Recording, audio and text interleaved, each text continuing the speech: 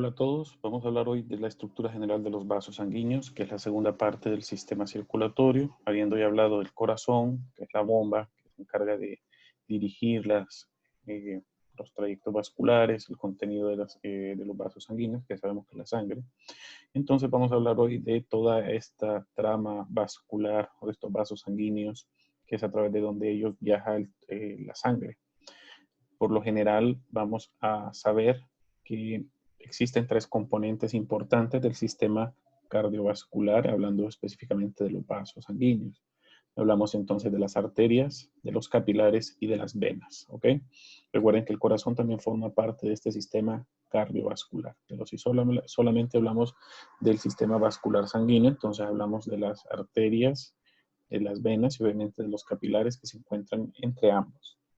Vamos a decir entonces que usualmente por los tipos de presiones que las arterias manejan, si las comparamos con las venas, usualmente las paredes de las arterias van a ser un tanto más gruesas si las comparamos obviamente con las de las venas y van a tener un diámetro usualmente más pequeño porque a menor diámetro entonces va a haber mayor presión y esto es importante porque la presión dentro de las arterias es sumamente importante para que pueda existir un completo flujo de sangre a todos los tejidos, ya sean los tejidos más remotos, los tejidos más pequeños, para que llegue obviamente a los capilares y estos capilares puedan distribuirse por todos estos tejidos y pues que permitan la irrigación a los tejidos. Entonces vamos a comenzar hablando de algunas características generales relacionadas a la presión. Entonces, bueno, los vasos sanguíneos que tienen una presión elevada, en este caso las arterias, usualmente tienen paredes que son más gruesas si los comparamos con paredes de estos otros vasos que llevan presiones más bajas. Y esto ya se los he mencionado, ¿verdad? Cualquier arteria, por ejemplo, si nosotros la comparamos con una vena, ya sea la vena subclavia, la vena cava, ¿verdad? Que son venas grandes, usualmente tienen paredes delgadas, pero son mucho más ah, eh, grandes, es decir, tienen un diámetro mayor. Y bueno, a medida que estas arterias pues, van viajando a través eh, de las regiones corporales hacia donde se tengan que dirigir, obviamente el diámetro de estas pues, va a ir decayendo. Eh, a medida que va decayendo el diámetro, también van apareciendo ramificaciones o bifurcaciones de estos vasos sanguíneos, ¿ok? Para hacerse más pequeños, obviamente, con este crecimiento del diámetro. Al ir decreciendo el diámetro, entonces, esto va haciendo que que aumente la presión intravascular o la presión sanguínea. Llega un momento en que los vasos se hacen tan pequeños que llega a un punto en que la pared del vaso tiene que ser un tanto más gruesa para resistir esa presión para que no rompa los capilares que a continuación se van a formar. Luego los capilares van a hacer la distribución o una malla de distribución en los tejidos para que ocurra el intercambio gaseoso y luego estos capilares van a volver a unirse para formar, obviamente, venas. Recuerden que las venas en el trayecto vascular hacen lo contrario que las arterias, vienen de más pequeñas y se van haciendo cada vez más grandes. Obviamente, eh, vamos a encontrar algunas características morfológicas de cada una de ellas y las vamos a ir describiendo en este capítulo, en esta clase del sistema vascular, específicamente de los vasos sanguíneos y más adelante hablamos de los linfáticos. Bien, las paredes de los capilares y las vénulas están modificadas y son menos complejas que las de los vasos sanguíneos grandes. Y esto debemos de saberlo porque recuerden de que tienen que ser mucho más delgadas, ¿verdad? Para que permitan el cambio o el intercambio de gases. Y obviamente en las vénulas, en algunas ocasiones, pues recoger este líquido ístico, pues es una de las funciones de las vénulas para llevarlo al sistema eh, vascular, ¿verdad? En general. Pero otra función importante de las vénulas es que a través de ellas, obviamente, ya tienen un contenido de sangre desoxigenada, pero aparte de eso, a través de ellas ocurren la mayor parte de los procesos de diapédesis a través de las paredes vasculares. Vamos a ir viendo algunas características. Recuerden que esto de las presiones es súper importante. Aquí vemos una comparación de todas estas paredes vasculares. Y vean ustedes que Cuando hablábamos del corazón, les mencionaba las presiones, que serían las fuerzas de contracción que hace el corazón, ya sea a nivel sistólico o a nivel diastólico. Recuerden que el nivel sistólico es cuando el corazón se contrae, hace una fuerza y envía la sangre al resto del corazón. Y el nivel diastólico es cuando el corazón se relaja. Entonces la presión ahí pues ya va a disminuir. Vean ustedes aquí nada más un rango de presión normal, y esta es la presión sanguínea normal que se debe de estar manejando a nivel del trayecto vascular. Hablamos entonces de que la presión diastólica debería ser en promedio es 80, ¿verdad? Pero no debe de bajar en algunas ocasiones de 50, ¿ok? Hay pacientes que mantienen presiones de 50 en la presión diastólica y pues se muestran asintomáticos. Y no debe de subir a más de 90. Esto lo vamos a medir en milímetros de mercurio. Entonces son 80 milímetros de mercurio como presión habitual, ¿ok? O presión promedio. La presión diastólica, perdón, la presión sistólica usualmente se maneja hasta 120. Puede bajar un poquito, podemos decir que puede bajar hasta 90, pero ya menos de 90, entonces podemos considerarlo como disminución de la presión sistólica. Y esto usualmente lo encontramos en pacientes hipotensos. Y no debe de subir a más de 130 milímetros de mercurio, porque entonces ya esto lo vamos a catalogar como hipertensión arterial. Entonces ven ustedes la importancia de conocer estas presiones que hace el corazón para que la sangre se pueda distribuir adecuadamente. Y vean ustedes cómo la curva de presión va bajando a medida los vasos sanguíneos se van volviendo más estrechos. Es decir, primero la presión se mantenía, obviamente, en base a si estamos hablando en base a la presión sistólica, esta presión se va a mantener y a medida se va ramificando, se va a mantener alta. Pero como los vasos sanguíneos se van ramificando, esta presión se tiene que ir deteniendo y se va deteniendo en las paredes vasculares hasta que llega obviamente a las arteriolas, y en las arteriolas pierde prácticamente esta presión, y es este el lugar donde se va a regular la presión para la entrada hacia los capilares, en la cual la presión tendría que ser siempre menos de 40 milímetros de mercurio, porque si es mayor, entonces va a romper estos vasos sanguíneos, estos capilares. Y luego obviamente en todo el sistema venoso, vean ustedes que la presión básicamente es una presión muy baja, y este sistema pues va a continuar el flujo vascular a través de presiones de llenado y de vaciado del corazón, así como de compresión externa de las paredes vasculares.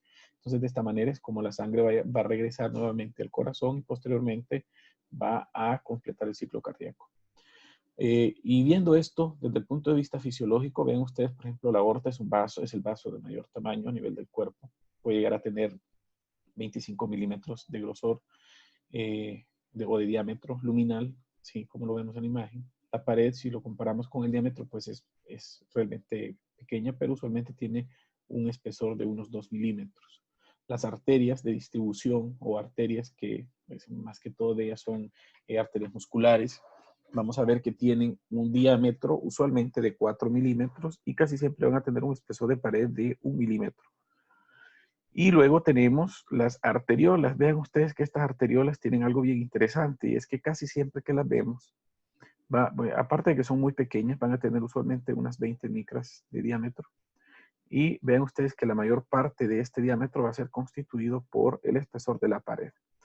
Casi siempre cuando nosotros lo observamos a través de microscopía óptica, vamos a ver que las arterias tienen más o menos 1/3 de esta pared vascular va a estar constituida por la luz, y los restantes 2/3 van a constituir la pared de esta estructura vascular. Bueno, los capilares son estructuras muy pequeñas que usualmente tienen un diámetro de más o menos unas 5 micras, y la pared usualmente tiene un espesor de 1 micra, que casi siempre es el grosor de una célula endotelial asociada a su lámina basal. Luego tenemos obviamente las estructuras venosas, que son muy similares a las arteriales, con la única diferencia en que estas tienen tendencia a verse un poco más grandes. Vean, por ejemplo, las vénulas tienen un diámetro luminal de aproximadamente unas 20 micras, y vemos que el espesor de la pared anda más o menos en unas 2 micras. Siempre si lo comparamos, por ejemplo, con las arteriolas, vean ustedes la diferencia que hay en el espesor de la pared a nivel de las vénulas si lo comparamos con las arteriolas. Lo mismo o algo muy similar ocurre a nivel de las venas, que son las venas que están trayendo, venas periféricas. Usualmente tienen un diámetro luminal de más o menos unas 5 micras y disminuye, obviamente, el grosor de la pared si lo comparamos en relación a una arteria. Y bueno, vean ustedes, por ejemplo, estas venas grandes o venas centrales. Estas pues van a reunir toda la sangre y la van a llevar al corazón. Usualmente tienen un diámetro entre unas 30 micras, unas 30 milímetros o unos 3 centímetros. Y la pared únicamente va a medir aproximadamente 1.5 milímetros. Es decir, son estructuras, pues, y aquí vemos algunas diferencias ya de entre una arteria y una vena. Bueno, las paredes vasculares tienen un patrón de distribución muy similar en todos. Entonces vamos a hablar específicamente de las arterias y de las venas. Todas las arterias y todas las venas van a tener 3 capas. La primera capa se va a llamar túnica íntima o túnica interna, que va a estar constituida por un endotelio. ¿Okay? Va a haber un tejido subendotelial que más adelante lo vamos a conocer. Luego está una túnica que se llama túnica media, que es la que está inmediatamente abajo de la lámina elástica interna, porque es esta la que lo divide. Y hacia la parte más interna tenemos una túnica adventicia, que es el tejido conectivo laxo que rodea las paredes vasculares. Y es aquí donde usualmente encontramos nervios, encontramos vasos sanguíneos que se encargan de dar inervación e irrigación a las paredes vasculares. Vamos a comenzar a hablar entonces de la túnica íntima. La túnica íntima entonces va a estar constituida por una hilera de células endoteliales con obviamente su lámina basal. Recuerden que estas células endoteliales tienen ciertas peculiaridades. Ya habíamos hablado de que son células epiteliales planas o células escamosas que hacen como una especie de mosaico y que revisten las superficies internas de los vasos sanguíneos.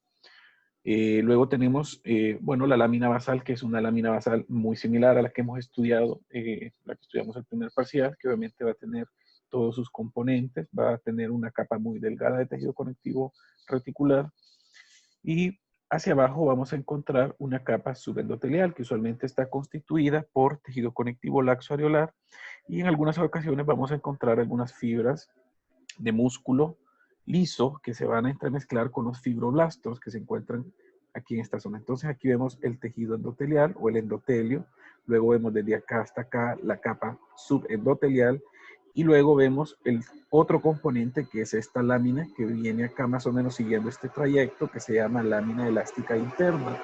Y esta lámina elástica interna pues va a estar constituida por tejido elástico, ¿verdad? Básicamente fibras elásticas.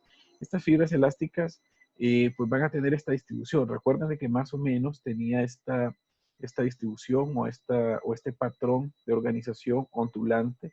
¿Ok? Y es muy importante que reconozcamos la lámina elástica porque es aquí donde vamos prácticamente a encontrar la división o la transición entre la túnica íntima y la túnica media, que es la que va hacia la parte más interna. Bien, siguiendo mencionando o continuando a hablar de estas células endoteliales, pues recuerden de que estas células tienen características muy importantes. Estas células, aparte de que son células endoteliales, vean ustedes que pueden sufrir un proceso de transdiferenciación y pueden formar incluso músculo liso o pueden diferenciar incluso células endoteliales o alguna otra célula de tejido conectivo. Vean ustedes que después de una lesión pueden diferenciarse en cualquiera de estas células. Bueno, pero esto es algo que no es tan común, que es casi extremo, vamos a decirlo, y que únicamente ocurre en procesos en los cuales la célula endotelial es incentivada a que esta célula cambie. Por lo general, ¿verdad? Son células planas que crean una superficie lisa hacia el compartimiento luminal del vaso sanguíneo y tienen la capacidad o tienen funciones también de síntesis de matriz extracelular, así como de síntesis de otros componentes que son sumamente importantes para mantener el flujo vascular en estos vasos sanguíneos. Vamos a ver que aparte de sintetizar colágeno 2, también puede sintetizar colágeno 4 y colágeno 5 en algunas ocasiones. También puede sintetizar laminina, recuerden que esto es importante para la lámina basal. También tiene otros, en su citoplasma, tiene una cantidad de gránulos que se llaman cuerpos de Weber-Palade, y estos tienen una gran cantidad de componentes. Hablamos, por ejemplo, de la endotelina, el factor de von Willebrand, ¿Ok? Pero también puede sintetizar selectinas. Otras enzimas que son importantes, la enzima convertidora de angiotensina, también puede sintetizar activador de la bradicinina, serotonina, noradrenalina, trombina, prostaglandina y lipasa de lipoproteínas, entre otras moléculas que puedes también secretar. Bien, la túnica media, recordemos de que esta, bueno, va a estar formada por una capa de músculo liso que se va a distribuir de forma concéntrica y va a ir viajando con el vaso sanguíneo de forma helicoidal y se va a entremezclar obviamente con fibras elásticas, con el colágeno tipo 3 y con algunos proteoglicanos, que estos también lo vamos a encontrar inmediatamente de abajo, desde la lámina elástica interna, y llega hasta esta otra lámina que aquí podemos más o menos diferenciar, que se llama lámina elástica externa. Y esta también se va a encontrar pues muy prominente en algunos vasos sanguíneos, no en todas, principalmente en las arterias, aunque en las venas en algunas ocasiones podemos identificarlas, ¿verdad? Y recuerden que esta lámina elástica externa en esta ocasión va a separar la adventicia de la túnica media. Y bueno, en los capilares y en las vénulas no va a haber una túnica media como tal. Recuerden que estos vasos sanguíneos son sumamente delgaditos y que en algunas ocasiones esta túnica media puede estar sustituida por pericitos. ¿Ok? Recuerden que estos pericitos tienen como unas especies de piecitos que abrazan desde la parte externa las paredes o forman parte, mejor dicho, de estas paredes vasculares y está relacionada obviamente a la célula endotelial, a la lámina basal de esta célula endotelial. Y bueno, la túnica adventicia que vamos a encontrar específicamente en la superficie externa de todos los vasos sanguíneos y va a ser la continuación, ¿verdad?, de los elementos externos. Va a mantener entonces este vaso sanguíneo en contacto con, ya sea con los bronquios, ya sea con las paredes musculares, ya sea con otras estructuras externas que mantienen abierta a esta pared vascular. Y bueno, básicamente va a estar constituida por un tejido conectivo, que en algunas ocasiones lo vamos a ver un tanto denso, pero usualmente es un tejido conectivo laxo fibroelástico, que quiere decir que tiene una gran cantidad de fibras y que también tiene fibras de colágeno, pero también tiene fibras elásticas. Recuerden de que aquí encontramos mucho colágeno tipo 1 y las fibras elásticas que en este caso van a distribuirse de forma longitudinal a la pared del vaso sanguíneo.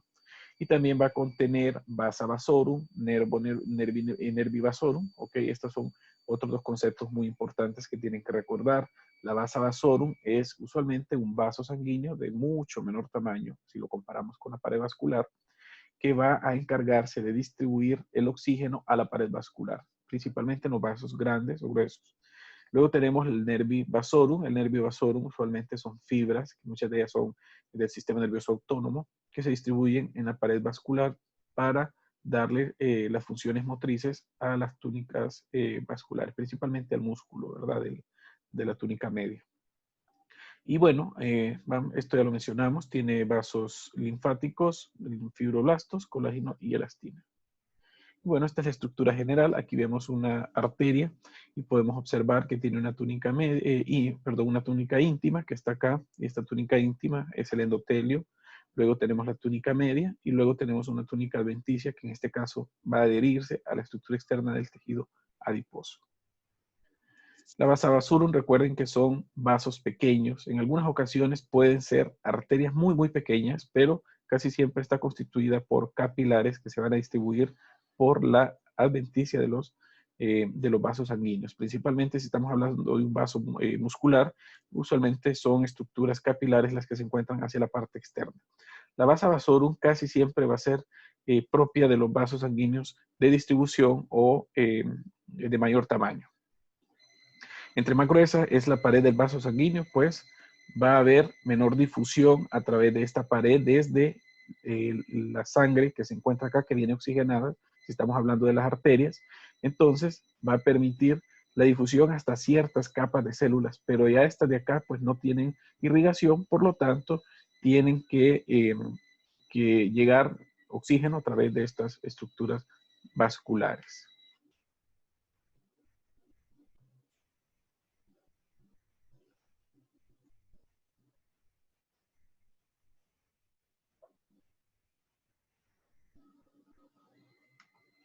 Bien, con respecto a la inervación de los vasos sanguíneos, vamos a encontrar que existen fibras nerviosas simpáticas, que estas son las que usualmente le dan la actividad motora a los vasos sanguíneos. Recuerden que llegan a través de los nervi vasorum y tienen contacto con el músculo liso de los vasos sanguíneos. ¿Okay?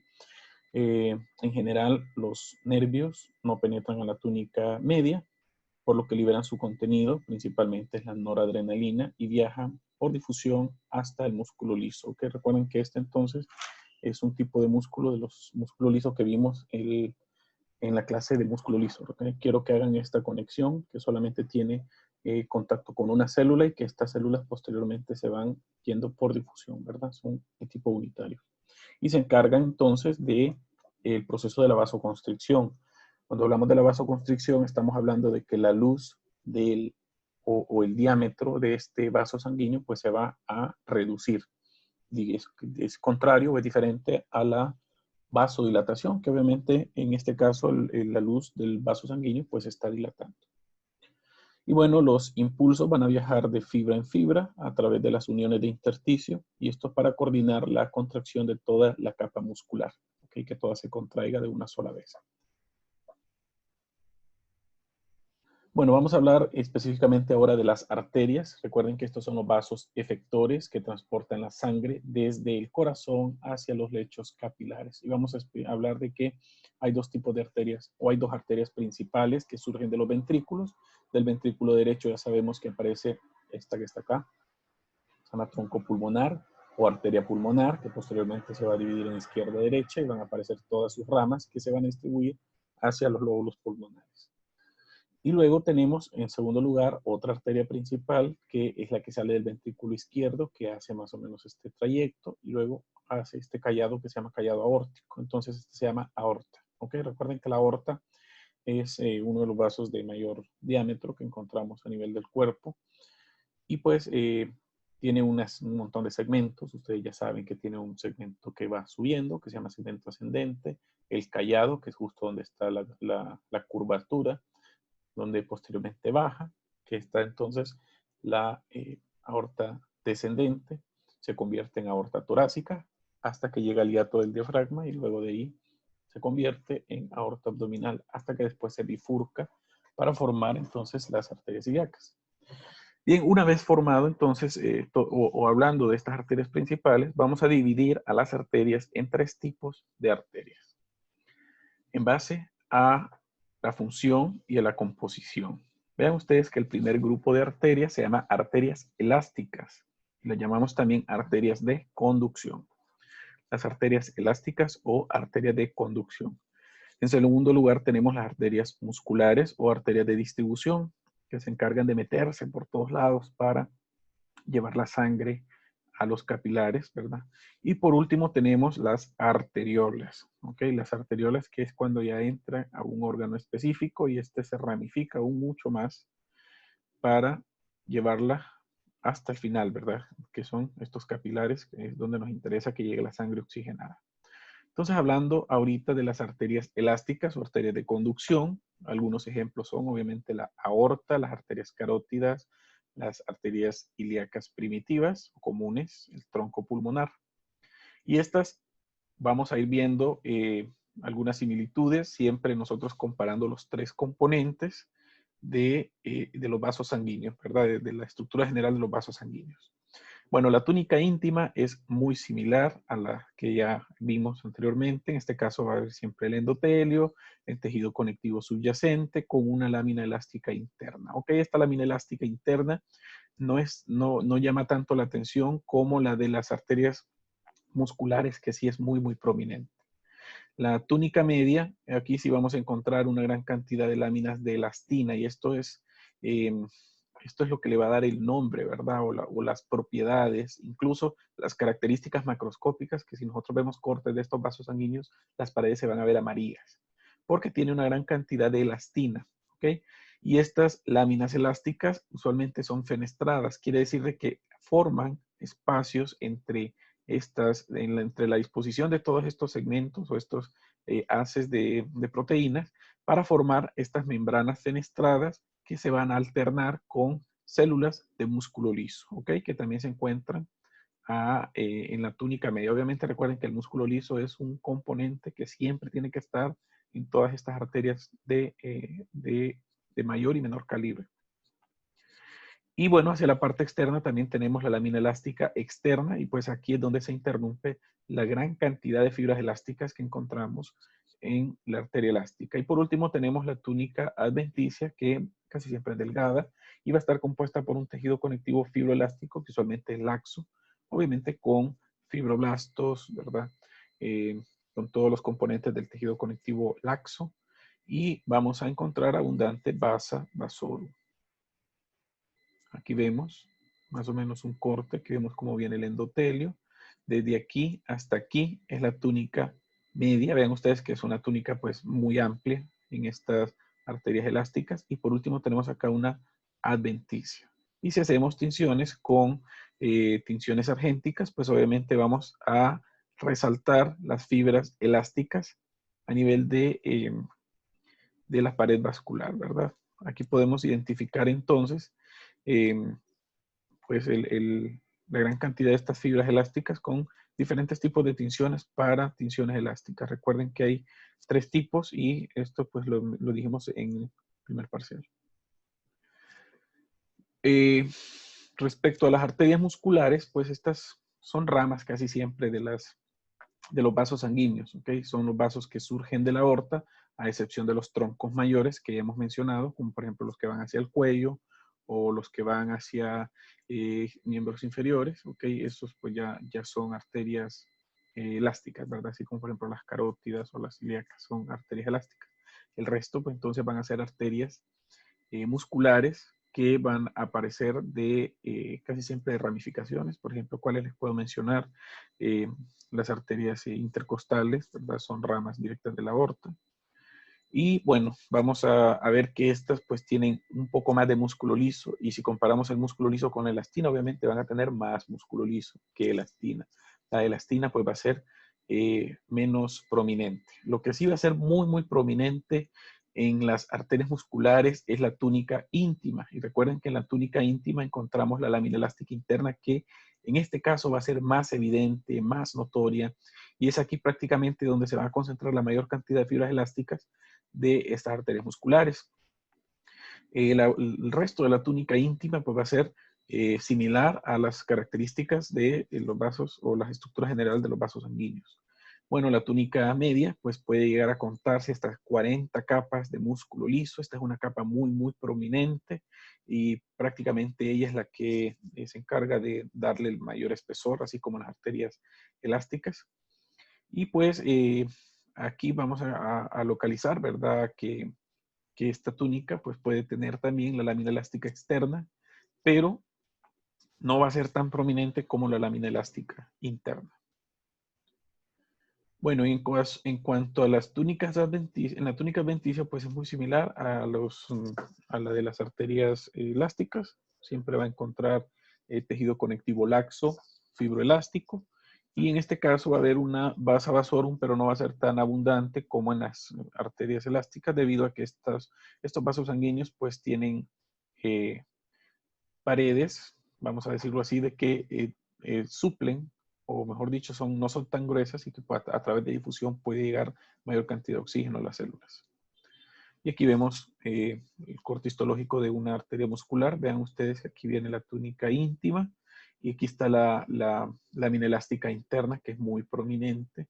Vean ustedes que se está resaltando con una tinción para fibras elásticas. Luego tenemos la túnica media, prácticamente ausente la presencia de fibras elásticas, donde prominentemente encontramos células de músculo liso.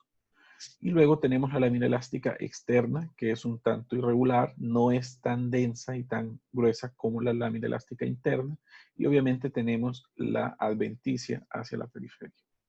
Luego tenemos las arteriolas. Y ojo, aquí sí quiero que subrayen esto que dice vasos de resistencia o vasos resistentes, porque estos vasos sanguíneos son los que regulan el flujo de entrada a los capilares. ¿Qué quiere decir eso? Que aquí es donde se va a dar el golpe de presión para detener esa presión arterial que está entrando al sistema capilar. Entonces, estos vasos sanguíneos pues son sumamente importantes porque regulan el flujo hacia los lechos capilares. Entonces, estos vasos sanguíneos, estas arterias, usualmente tienen un diámetro menor a 0.1 milímetros, ¿ok? Son realmente muy, muy pequeñas y van a tener siempre los tres componentes que ya hemos mencionado. Va a tener siempre una túnica íntima, que obviamente va a tener los mismos componentes que hemos dicho, ¿verdad? Con una capa delgada de tejido reticular, es decir, tiene fibras tipo 3 de colágeno, también tiene algunas fibras elásticas y una lámina elástica interna fenestrada que en este caso es muy, muy, muy delgada, ¿ok? Muy delgada.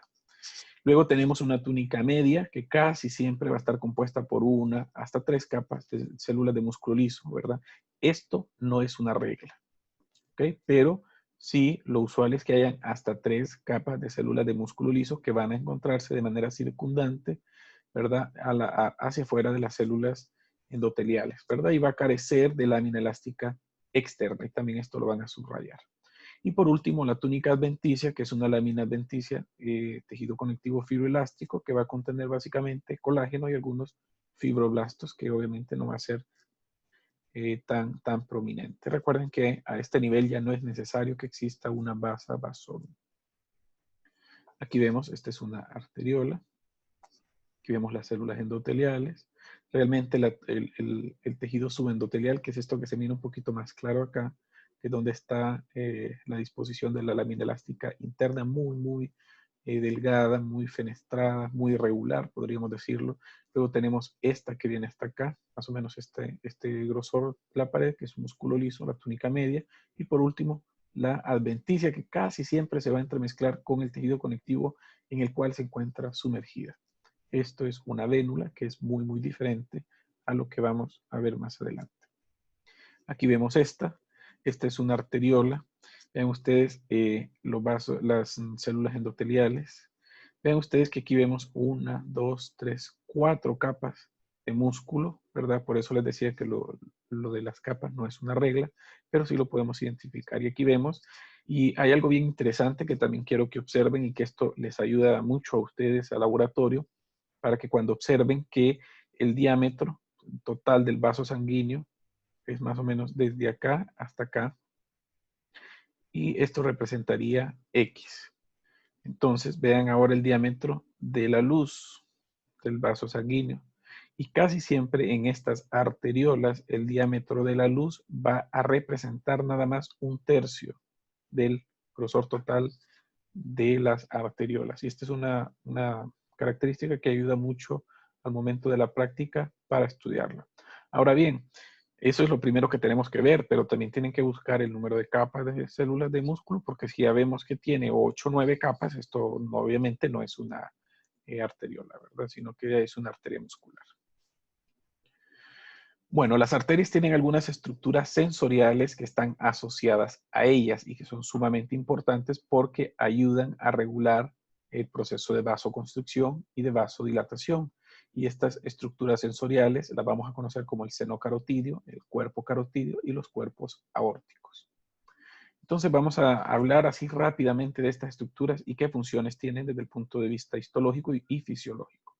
El seno carotidio, vamos a decir que es un varoreceptor que se encuentra en la arteria carótida interna. Y como su nombre lo dice, seno, quiere decir que es una especie de dilatación corta, realmente no es tan prominente, que se va a encontrar justo distal a la bifurcación de la arteria carótida primitiva. ¿Ok? Y esta pequeña dilatación pues va a tener a nivel de la adventicia múltiples terminaciones nerviosas del nervio craneal 9 o del nervio glosofaringio, que recuerden que tiene también funciones sensitivas a este nivel. Entonces aquí puede ayudar a regular o mejor dicho a recibir estos cambios de presión a nivel de la arteria carótida interna. Entonces, esto es facilito de que lo recuerden. Está la pared vascular y en la adventicia solamente van a encontrar fibras nerviosas que se van a distribuir en toda esta región que está un tanto más dilatada de la pared vascular, que se encuentra a nivel de la adventicia, y estas se encargan de percibir estos cambios de presión. Luego tenemos otra estructura sensorial que se llama cuerpo carotidio. Esto sí es una estructura más organizada, más, que nosotros incluso la vemos por histología, y aquí vamos a ver que esta es una estructura que está aislada, que también se encuentra en la adventicia de la carótida, es decir, en la bifurcación entre la carótida interna y carótida externa. Y básicamente este es un quimiorreceptor que se va a encargar de vigilar los cambios de concentración de oxígeno y de CO2, así como los valores del ion hidrógeno. ¿Ok? Esto es importante porque obviamente tiene que ver con cambios hipóxicos, quiere decir poco oxígeno, o hipercápnicos, es decir, que tiene demasiado dióxido de carbono. Estas son estructuras que van más o menos de 3 a 5 milímetros y que van a estar constituidas por vasos sanguíneos que usualmente tienen una distribución similar a los sinusoides, en los cuales vamos a encontrar dos tipos de células. Existen dos tipos de células. Hay unas células que se llaman células glóticas tipo 1 y células de la vaina que son las tipo 2. ¿Ok? Células glóticas tipo 1 y células de la vaina tipo 2. Las células glóticas, las tipo 1, tienen función básicamente sensitiva de captar esta percepción de oxígeno y las otras básicamente de sostén.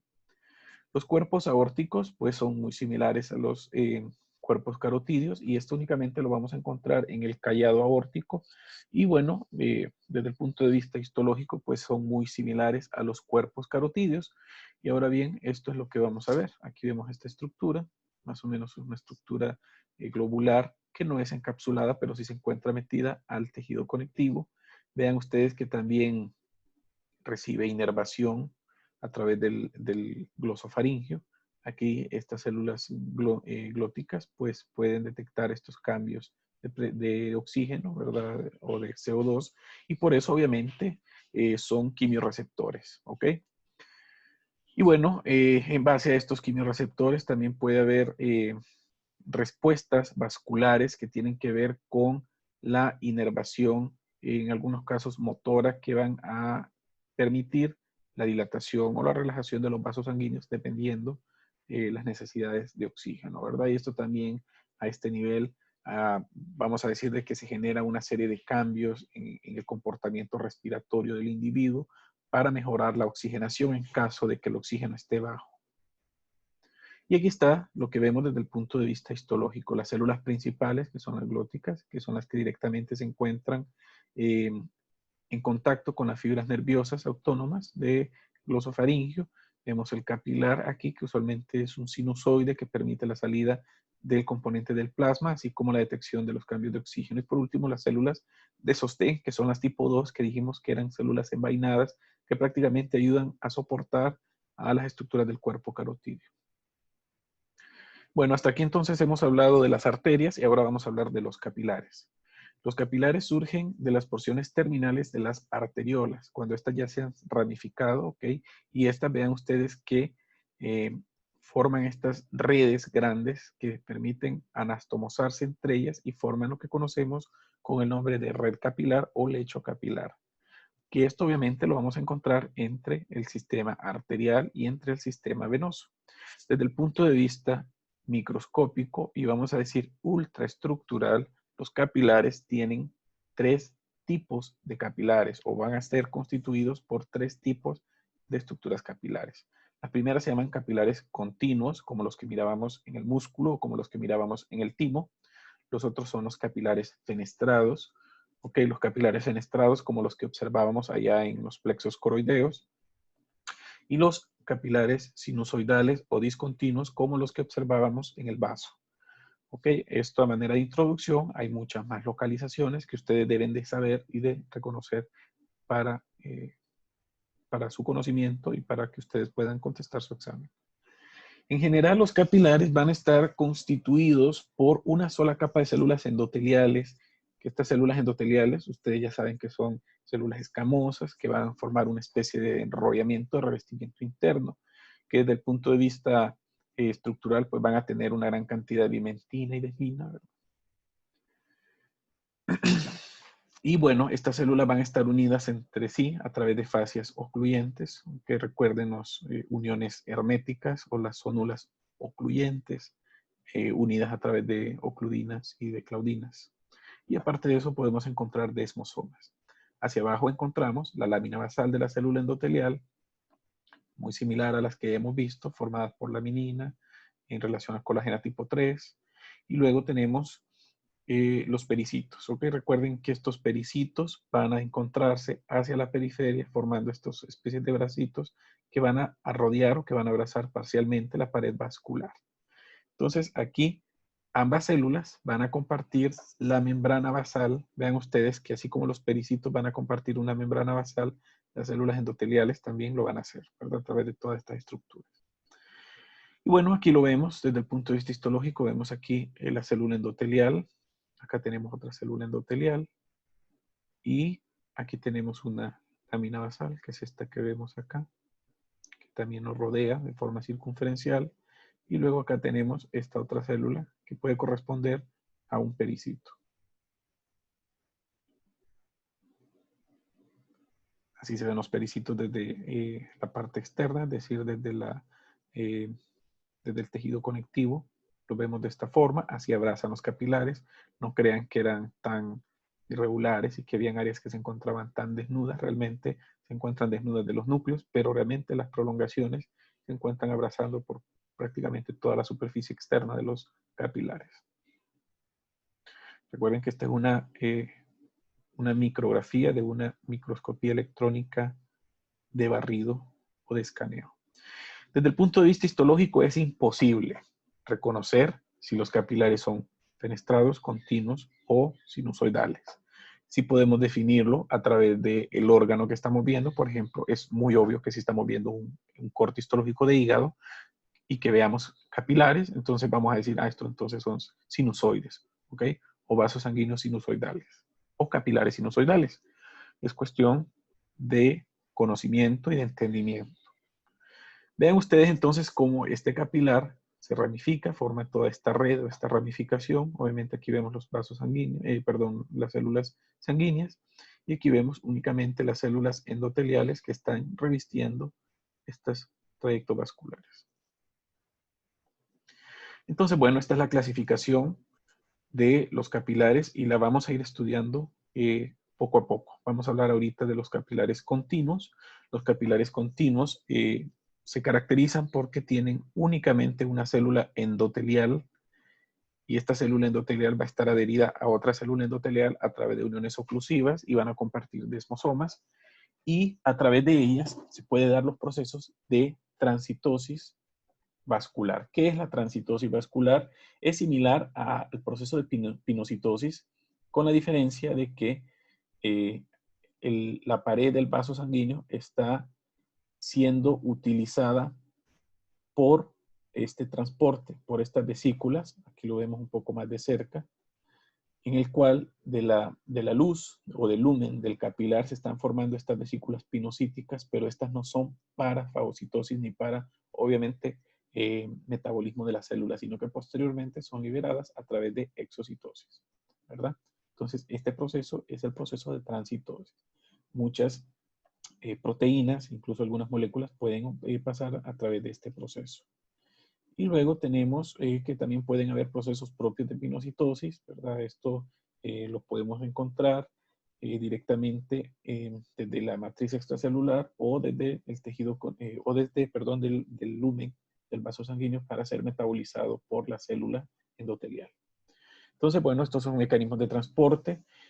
También se utilizan muchos mecanismos de portadores, recuerdan de los importes, contraportes, contratransportes, y que a través de ellos se pueden transportar aminoácidos, glucosa, nucleócidos, purinas, etcétera, ¿verdad? Hay un montón de estructuras que se pueden transportar a través de estos capilares continuos. Y hay algo que quiero que también recuerden y es que tiene una lámina basal. Y ojo, esta lámina basal es muy importante que sepan que es una lámina basal continua y esta lámina basal continua no va a permitir el paso de cualquier molécula después de la célula endotelial hacia el tejido conectivo subyacente. ¿Dónde encontramos los capilares continuos? Lo encontramos en el músculo, esto ya lo hemos mencionado, en el tejido nervioso, en el tejido conectivo como por ejemplo el hueso, Habíamos hablado del timo, ahí encontramos capilares continuos. En el pulmón también lo podemos observar, páncreas, ¿ok? Y pues en general en el resto de órganos no especificados también podemos encontrar capilares continuos. Es muy importante que sepan que en el cerebro los capilares continuos son modificados. Recuerden de lo que es la membrana o la barrera hematoencefálica, porque ahí encontramos otros componentes de esta barrera o de esta membrana que se unen directamente a esta membrana basal a través de la formación de aquellas prolongaciones de los astrocitos que forman esos piecitos, o esta unión glial limitante que evita entonces que pase cualquier cosa a través de esta estructura vascular. Y aquí vemos cómo se observaría a través de microscopía electrónica las células endoteliales hacen unas especies de traslape de esta forma, donde encontramos las uniones herméticas. Aquí se logran ver. Esto que se mira más denso son las proteínas densas formando las uniones para evitar los transportes paracelulares a nivel de los espacios intercelulares.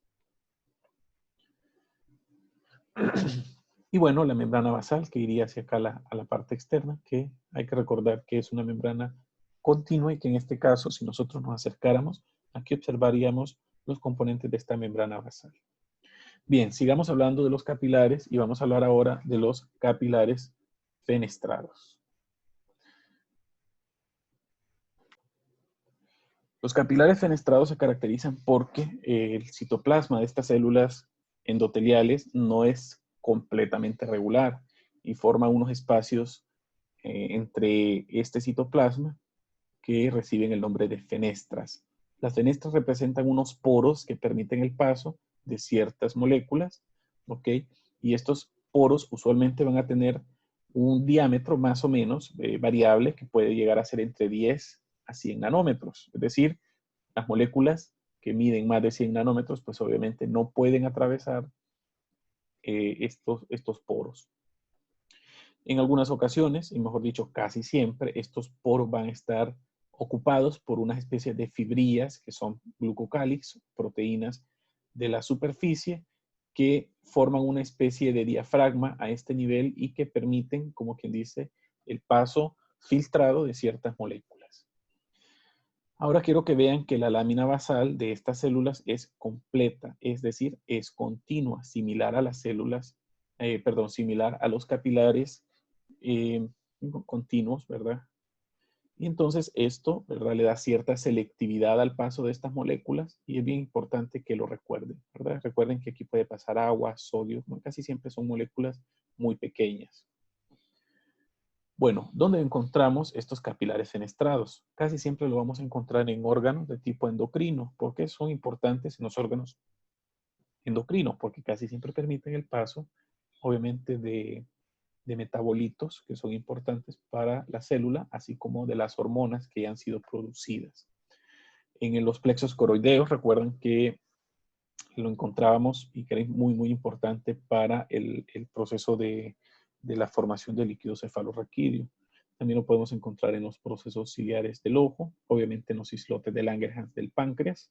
En el intestino podemos encontrar también estos capilares fenestrados, principalmente a nivel de las vellosidades para favorecer el proceso de absorción. Los capilares fenestrados también los encontramos en el riñón, ¿ok? Y le pongo un asterisco porque quiero que recuerden esto. Recuerden que los capilares fenestrados son sumamente importantes para el proceso de la formación de la orina. Y encontramos, bueno, otras glándulas endocrinas, esto ya se los mencioné, por ejemplo, glándula tiroides, hipófisis, etc. ¿Okay? Aquí vemos la célula endotelial. Esta de aquí sería la lámina basal, que se mira completa, es decir, es continua. Pero vean ustedes que si nos acercamos acá, vemos que a este nivel se forman estos espacios delgados que son las fenestras. Aquí las vemos. Y esas fenestras entonces permiten que a través de ellas pasen estas moléculas, ¿verdad? Recuerden que la lámina basal, pues en este caso siempre va a ser continua. Y por último dejamos los capilares sinusoidales o capilares discontinuos, que obviamente van a ser lo contrario a lo que hemos visto hasta ahorita. La lámina basal va a ser completamente discontinua y por eso son llamados capilares discontinuos. los espacios que se forman en la membrana, mejor dicho, en el citoplasma de las células endoteliales es mucho más amplio y más irregular. Incluso puede permitir la salida de un eritrocito completo, de un leucocito y de cualquier otra célula que pueda andar en el torrente sanguíneo. Entonces, las células endoteliales son grandes, casi siempre van a ser protruyentes, van a tener múltiples hendiduras que a través de ellas van a pasar moléculas de mayor tamaño, ¿verdad? Aquí vemos, por ejemplo, un eritrocito que puede entrar o salir cuando quiera, ¿verdad? Así como les decía en el vaso, que estos eritrocitos podían entrar y salir. Y bueno, por eso lo encontramos muy comúnmente, estos tipos de capilares a nivel de la médula ósea, que esto también se los había mencionado, en el hígado, en algunos órganos linfoides, como por ejemplo el vaso, que es muy, muy característico, y en algunas otras glándulas endocrinas. La hipófisis, por ejemplo, también podemos tener capilares de tipo sinusoidales o discontinuos. Bueno, en este caso, los capilares sinusoidales pueden en algunas ocasiones tener diafragma o no tener diafragma, ¿ok? Pero casi nunca tienen un diafragma.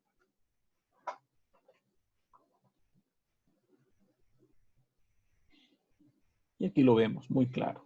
Vean ustedes, esta es la célula endotelial sumamente irregular donde se forman estos espacios que son mucho más grandes, ¿ok? Que también le llaman fenestras, pero en este caso mejor les vamos a llamar hendiduras endoteliales, ¿ok? Las hendiduras endoteliales, y hacia afuera tenemos una lámina basal que es completamente irregular, ¿ok? Y esto es un corte a nivel del sinusoide hepático.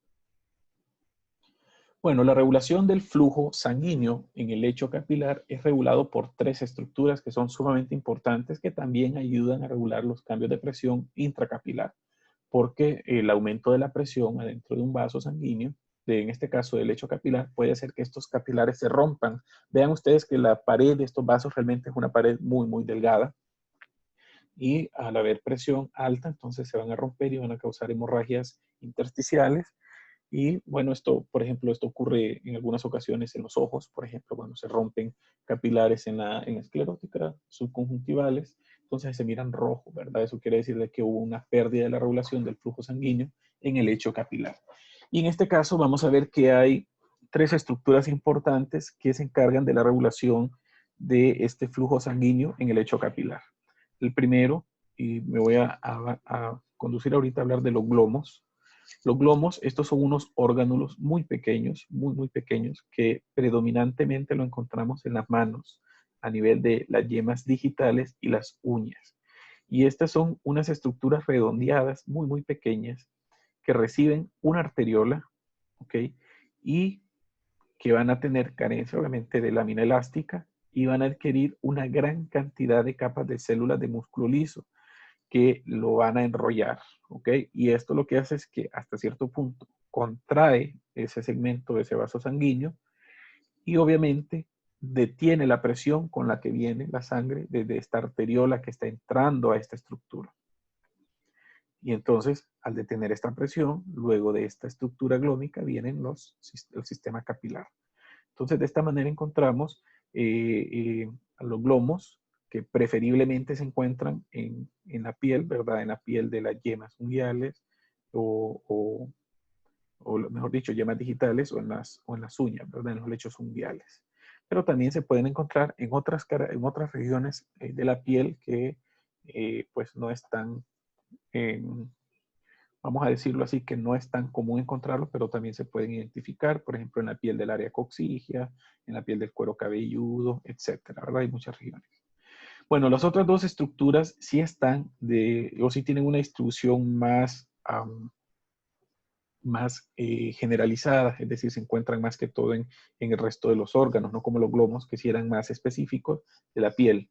En este caso vamos a ver que, por ejemplo, las anastomosis arteriovenosas, estas son unas especies de conexiones que van directo entre una arteriola y una vénula sin pasar por el lecho capilar como tal. ¿Ok? Esta es muy inervada. ¿Por qué? Porque a los cambios de presión, esta se va a activar y entonces va a permitir el paso de sangre directamente de la arteriola a la vénula sin que haya paso a través del lecho capilar. Y así entonces evita de que estos aumentos de presión arteriolar se repercutan sobre estos capilares. Bueno, también estas anastomosis arteriovenosas son muy útiles para los procesos de termorregulación a nivel de la piel. Y bueno, por último, dejamos el conducto central, o conocido también como metaarteriola. ¿Ok? Esta metaarteriola, vamos a decir que son estos vasos sanguíneos o estas que son, vamos a decirlo así, como arteriolas transitorias que tienen una serie de esfínteres que se llaman esfínteres precapilares, que forman obviamente la porción proximal de un conducto central, y los conductos de desagüe que constituyen una porción distal. Entonces, la porción proximal va a ser básicamente el esfínter, ¿verdad? Y la porción distal va a ser obviamente el área del desagüe. Aquí vemos un esquema para que lo entendamos mejor. Aquí vemos, esto es una anastomosis arteriovenosa y esto es fácil de que lo vean. Aquí vemos que se anastomosa una arteriola con una vénula. Luego, bueno, aquí tenemos una serie de que se llaman esfínteres precapilares, que estos también son estructuras que ayudan a regular la presión. Y aquí tenemos, obviamente, la metaarteriola, ¿ok? Que en este caso estamos hablando de que es como una especie de arteriola que tiene una serie de esfínteres o tiene una, o estos como grupos de células de músculo liso que forman estos anillos que permiten la regulación del flujo, ¿ok? Entonces, aquí es donde encontramos la distribución proximal, ¿verdad? Y por último, en este caso, hacia estos capilares, que serían los capilares verdaderos, encontramos estos componentes, estos y estos dos que están acá específicamente, que son como los componentes de desagüe de la metaarteriola. Entonces vean acá, aquí está la metaarteriola como tal, y aquí viene este que serían los componentes de desagüe, que van a permitir el flujo de sangre medido de presión eh, hacia los capilares.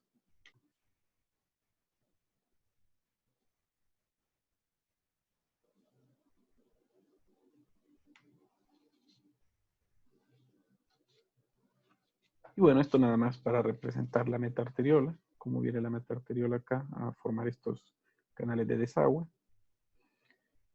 Este conducto entre la arteriola, obviamente, y la vénula. Bueno, continuando entonces, vamos a hablar ahora de las venas. Las venas son vasos sanguíneos que regresan la sangre del sistema hacia el corazón. Y ese es todo el concepto que vamos a mencionar de las venas. Son los vasos sanguíneos que regresan la sangre al corazón, ya sea sangre procedente de los pulmones o sangre procedente de los tejidos sistémicos. Tiene las mismas tres capas de las arterias, aunque obviamente la capa muscular y las láminas elásticas no están bien desarrolladas. Por lo general tienen poco músculo liso o en algunas ocasiones van a carecer de músculo liso. Como son estructuras, estas estructuras vasculares son mucho más grandes, tienen mucho más diámetro que las arterias, entonces vamos a decir que contienen la mayor parte de sangre corporal en ellas. Casi el 70% del volumen de sangre o de la volemia se encuentra en las venas. Y desde el punto de vista histológico las vamos a diferenciar en tres tipos de venas, que son las venas pequeñas, venas medianas y venas grandes. Aquí vamos al revés, y aquí ya no vamos de las grandes a las pequeñas, porque recuerden que venimos del lecho capilar y ahora vamos a ir subiendo a través del sistema venoso hasta llegar al corazón. Entonces las venas tienen las siguientes características, que son características muy generales y que las vamos a ver y a comparar respecto a las arterias. Entonces ustedes tienen que saber que las venas usualmente tienen paredes que se ven más colapsadas, en algunas ocasiones son cerradas, aquí esta vena está un poco más abierta y esta es una arteria. Usualmente las paredes son mucho más delgadas, vean, comparen esta pared obviamente con la de esta arteria, que es muy diferente. Las paredes son menos elásticas porque tienen menor cantidad de fibras elásticas, casi siempre se ven deformadas. Aquí, por ejemplo, esta no tiene una forma redondeada, sino que se ha mantenido abierta básicamente por la estructura del tejido conectivo en general, pero usualmente se ven más deformadas. Y casi siempre tienen una adventicia que es mucho más prominente que las arterias. Por ejemplo, hasta aquí, en este lado de esta arteria, perdón, de esta vena, vemos que esta adventicia es mucho mayor si la comparamos con estos segmentos de la de la arteria. Entonces vean ustedes, aquí básicamente esta es una vena y aquí tenemos una arteria. Vean ustedes, muy delgada si la comparamos con esta arteria. Hablemos entonces de las vénulas y venas pequeñas. Bueno, recuerden de que las vénulas son los vasos sanguíneos que se van a formar inmediatamente después de los capilares y por eso se llaman vénulas postcapilares. Desde el punto de vista estructural son similares a los capilares. El endotelio es sumamente delgado y va a estar rodeado por fibras reticulares y pericitos. En algunas ocasiones las vénulas postcapilares tienen células cúbicas y estas se llaman vénulas de endotelio alto y estas son muy características de los nódulos o folículos linfoides. Los pericitos, pues en algunas ocasiones se van a ir sustituyendo, es decir, a medida el vaso sanguíneo va aumentando de tamaño, estos pericitos van a ser sustituidos por células de músculo liso, principalmente si las vénulas son más grandes y tienen más de 1 milímetro de diámetro. Recuerden que este es el espacio predilecto para los procesos de diapédesis. ¿Okay? Aquí es donde usualmente se dan los procesos de diapédesis. Una de las características principales de las vénulas es que el flujo de sangre es un tanto más lento porque ya no hay una presión arterial que lo esté moviendo y simplemente se va vaciando por cambios de presiones hidrostáticas y cambios de llenado, así como también compresión de los tejidos externos. Bueno, entonces las venas medianas, ya estas usualmente tienen menos de 1 centímetro, drenan la mayor parte de sangre de los cuerpos y la llevan a las venas grandes. En general, van a tener también una túnica íntima que tiene unas capas de células endoteliales con su lámina basal, las fibras reticulares propias y obviamente en algunas ocasiones pueden haber fibras elásticas, ¿verdad? Aunque no siempre vamos a encontrar a nivel de la íntima fibras elásticas. La túnica media siempre va a tener su capa de células musculares, que usualmente es laxa, es muy regular. En algunas ocasiones la pared no tiene estas células musculares y solamente tiene colágeno y fibroblastos. Y por último, la túnica adventicia, que ya dijimos que va a ser mucho más gruesa, incluso si lo comparamos con las arterias, y va a estar constituida por colágeno, fibras elásticas que van en sentido longitudinal y obviamente células de músculo liso. Cuando nosotros decimos que un tejido está constituido por colágeno y por fibras elásticas, entonces a esto lo llamamos un tejido fibroelástico. Y por último, las venas grandes. Estas obviamente van a regresar la sangre desde donde sea que se encuentre hasta el corazón. Vean, desde la cabeza, del hígado, desde la pared en general del cuerpo, ¿verdad? Que van directamente al corazón. Y aquí pues vamos a hablar de la vena cava, vena porta, venas yugulares, venas renales, venas ilíacas, venas ácidos, por ejemplo. Y bueno, las estructuras de la pared pues van a ser muy similares a la de las venas medianas. Vamos a ver que la íntima va a tener obviamente una capa de células endoteliales y aquí lo que llama la atención es que la capa de tejido subendotelial es un tanto más gruesa, va a haber mayor cantidad de fibroblastos y van a haber fibras elásticas pero no tan prominentes. La túnica media, en este caso vamos a ver que carece de células musculares y bueno, vamos a ver que, o sea, sí tiene células musculares, pero no es tan prominente como otros vasos sanguíneos. ¿Ok? Probablemente se encuentran estas capas de células musculares pues muy entremezcladas con el tejido conectivo, con los fibroblastos, con algunas pocas fibras elásticas, pero como les digo, esto no es tan prominente, ¿verdad? A nivel de cualquiera de estos vasos, ¿verdad? Estas túnicas musculares casi siempre va a ser más prominente, o mejor dicho, va a ser más prominente a nivel de las venas pulmonares, ¿ok? O en las venas superficiales de las piernas, que en estas regiones la capa media sí va a tener mayor cantidad de células musculares, recordando de que, por ejemplo, en las venas pulmonares tiene que vencer la presión de la sangre que sale del ventrículo derecho, ¿verdad? Perdón, de la sangre que llega, perdón, a la aurícula a la aurícula izquierda, ¿verdad? Recordar de que estas tienen, o mejor dicho, sí tienen cierta presión, a pesar de que vienen del sistema vascular. Y esto, pues recordando de que las venas pulmonares, obviamente, traen sangre que ya está oxigenada, ¿verdad? Y tienen que ser manejadas con mayor fluidez o con mayor rapidez. Y en el caso de las venas superficiales de los miembros inferiores, pues vamos a decir de que tienen que responder a ciertos cambios de presión, principalmente porque obviamente cuando una persona está de pie, a pesar de que el sistema venoso no tiene una presión alta como tal, las paredes vasculares de los miembros inferiores pues tienen que soportar esta presión hidrostática del hecho de estar parado. Bien, en el caso de la adventicia, aquí van a ser muy desarrolladas y van a tener abundantes vasos sanguíneos en forma de vaso. También tienen que saber de que estas venas a nivel de la túnica íntima tienen una serie de válvulas y estas válvulas básicamente son hojuelas o plegamientos de la túnica íntima que se dirigen hacia la luz de los vasos sanguíneos. Casi siempre van a estar constituidas por una célula endotelial que va a tener un tejido conectivo subendotelial y que va a tener fibras de colágeno y fibras elásticas que van a ir en continuidad con el vaso sanguíneo y entonces de esa manera lo van a reforzar. Estas válvulas son muy importantes porque evitan el reflujo, o mejor dicho, el flujo retrógrado de sangre de los vasos sanguíneos. Por ejemplo, en miembros inferiores, estos tienen una función muy importante porque la sangre que ya subió va a evitar de que se regrese y va a formar estas especies de bolsitas, estas válvulas, para evitar el reflujo, ¿verdad? O el flujo retrógrado de la sangre. Entonces, cuando estas válvulas se vencen o pierden su función, comienzan los vasos sanguíneos a dilatarse y lo hacen de esta manera, más o menos.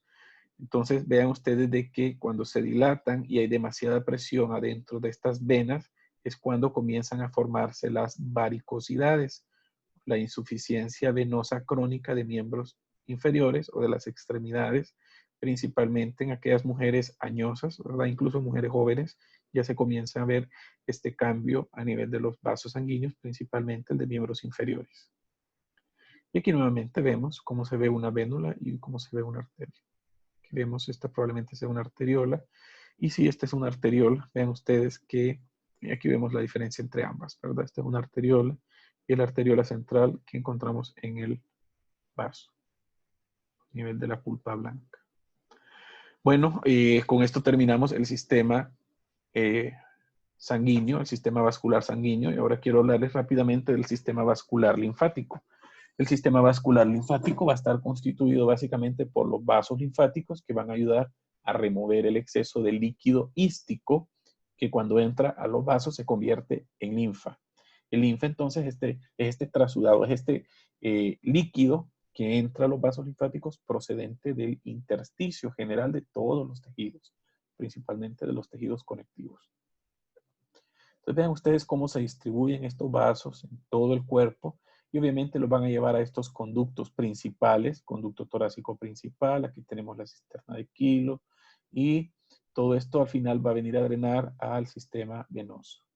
Entonces, todo el cuerpo va a tener un sistema vascular linfático a excepción del sistema nervioso central, la órbita como tal, el oído interno, la epidermis, el cartílago y el hueso. Estos son lugares o son excepciones, ¿verdad?, del tejido en general del cuerpo que no tiene sistema vascular linfático. Y bueno, vamos a decir que no es un sistema cerrado como el sistema cardiovascular, sino que es completamente abierto, que permite la entrada de líquido de afuera hacia adentro y que no requiere o no funciona a través de una bomba, sino que es abierto porque no existe una bomba, ¿verdad? Es un sistema completamente abierto que va a permitir el flujo a través de la compresión externa.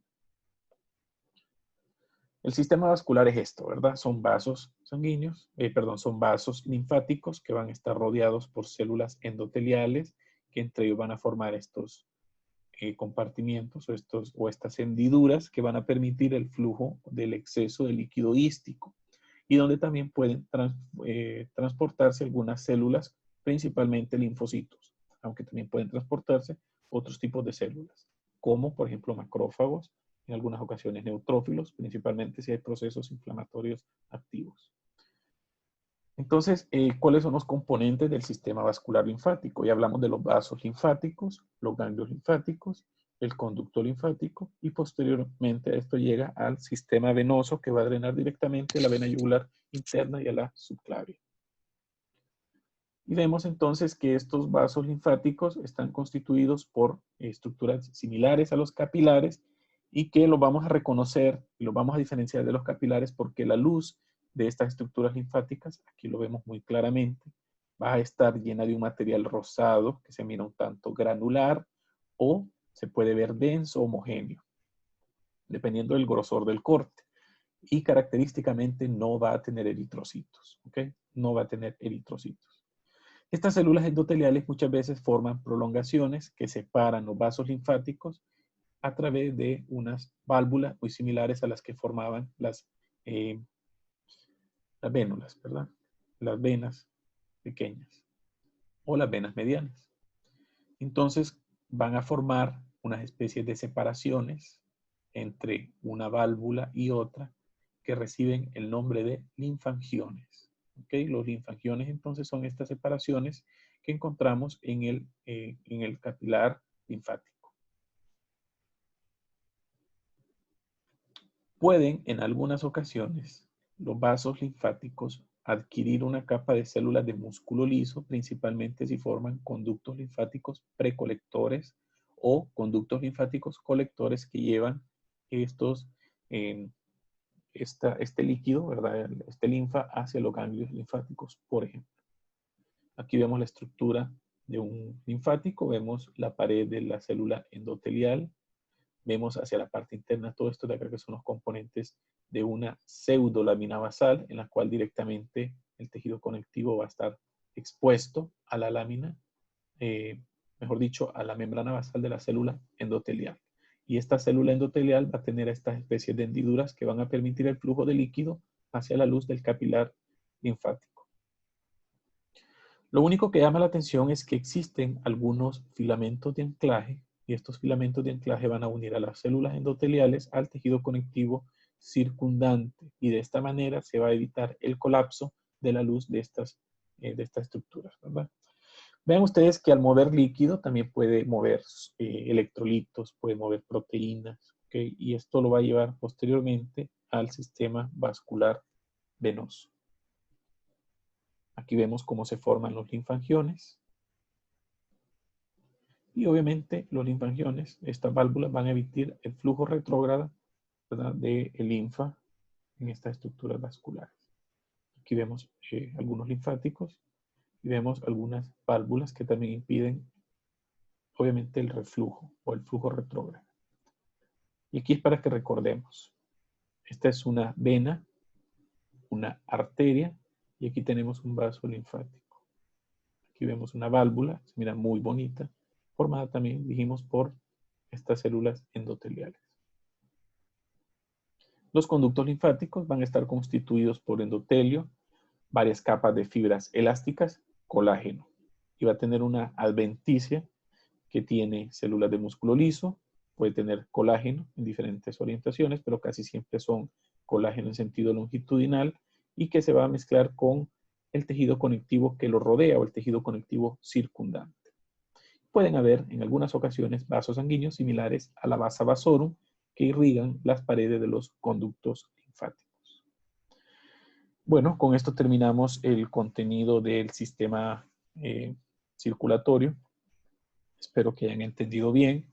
Realmente este es un tema muy sencillo, solo de que lo recordemos, de que lo veamos con más detención y que hagamos muchos esquemas para diferenciar una estructura de la otra, ¿verdad? Recordar cuáles son los componentes de cada una de estas estructuras vasculares y recordar también las funciones, las localizaciones de cada una de estas estructuras vasculares. Y bueno, como les repito siempre, si tienen dudas, siempre háganmela saber para explicarles un poco más a detalle. Espero hayan entendido bien y nos vemos en la próxima clase.